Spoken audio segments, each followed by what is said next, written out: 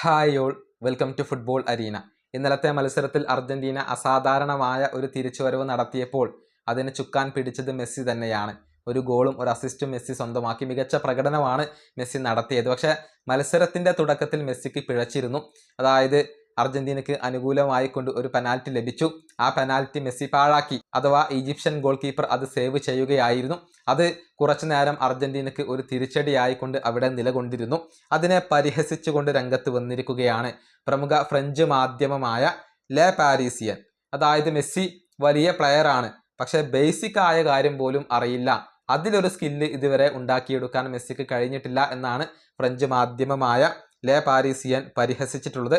അവരുടെ ആ വാക്കുകൾ ഇങ്ങനെയാണ്: ഫുട്ബോൾ ചരിത്രത്തിലെ ഏറ്റവും മികച്ച താരമായി കൊണ്ടാണ് മെസ്സി പരിഗണിക്കപ്പെടുന്നത്, പക്ഷേ ഫുട്ബോളിലെ ബേസിക് ആയ കാര്യം മെസ്സിക്ക് അറിയില്ല, അതിൽ കഴിവ് തെളിയിക്കാൻ മെസ്സിക്ക് കഴിഞ്ഞിട്ടില്ല. വേൾഡ് കപ്പ് ചരിത്രത്തിൽ ഏറ്റവും കൂടുതൽ പെനാൽറ്റികൾ പാഴാക്കിയ താരമായി കൊണ്ട് മെസ്സി ഇപ്പോൾ മാറിയിരിക്കുന്നു. ഇതാണ് ലെ പാരീസിയൻ എഴുതിയിട്ടുള്ളത്. ശരിയാണ്, മെസ്സി വേൾഡ് കപ്പ് ചരിത്രത്തിൽ ഏറ്റവും കൂടുതൽ പെനാൽറ്റികൾ പാഴാക്കിയ താരമാണ്. 8 പെനാൽറ്റികളാണ് മെസ്സിക്ക് ലഭിച്ചിട്ടുള്ളത്. അതിൽ 4 പെനാൽറ്റികളും അദ്ദേഹം പാഴാക്കിയിട്ടുണ്ട്. ഈ വേൾഡ് കപ്പിൽ 2 പെനാൽറ്റികൾ മെസ്സി പാഴാക്കി എന്നുള്ളതാണ്. പക്ഷേ ഫ്രഞ്ച് മാധ്യമത്തിൻ്റെ ദേഷ്യം അത് നമുക്കെല്ലാവർക്കും അറിയാവുന്ന കാര്യമാണ്. കഴിഞ്ഞ ഖത്തർ വേൾഡ് കപ്പ് ഫൈനലിൽ ഫ്രാൻസിനെ പരാജയപ്പെടുത്തിക്കൊണ്ടാണ് അർജന്റീന കിരീടം നേടിയത്. അതേ തുടർന്ന് എപ്പോഴും ഫ്രഞ്ച് മാധ്യമങ്ങളിൽ നിന്ന് മെസ്സിക്കും അതുപോലെ തന്നെ അർജന്റീൻ താരങ്ങൾക്കും വലിയ വിമർശനങ്ങൾ ഏൽക്കേണ്ടി വരാറുണ്ട്.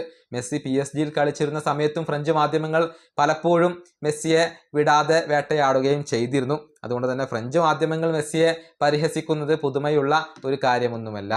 ഈ വീഡിയോ അവസാനിപ്പിക്കുന്നു. അടുത്ത വീണ്ടും കാണാം.